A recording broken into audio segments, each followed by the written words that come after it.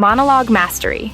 In today's video, we're diving into the world of monologues, how to choose the perfect one, break it down, and bring it to life. First up, choosing the right monologue. Here are 3 quick tips.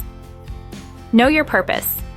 If it's for an audition, make sure it fits the genre, time limit, and tone. Choose age-appropriate material. Pick something that feels authentic to you. Connect to the character. A monologue that speaks to you emotionally will make your performance more impactful. Next, breaking down the monologue. Once you've chosen a piece, ask yourself, who is your character? What are their goals, fears, and relationships? Who are they speaking to? Knowing this can shape your tone and delivery. What is the objective? Are they trying to persuade, confess, or vent?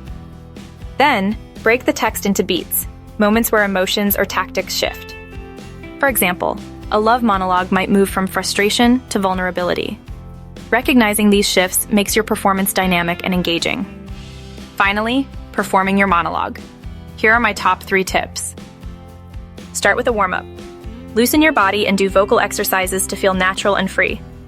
2. Be specific. Avoid generic emotions like angry or sad. Ask yourself why your character feels this way and let that drive your performance. 3. Use staging. Even solo pieces don't have to be static. Move with intention and let every step or gesture serve the story. And there you have it, your step-by-step guide to mastering monologues.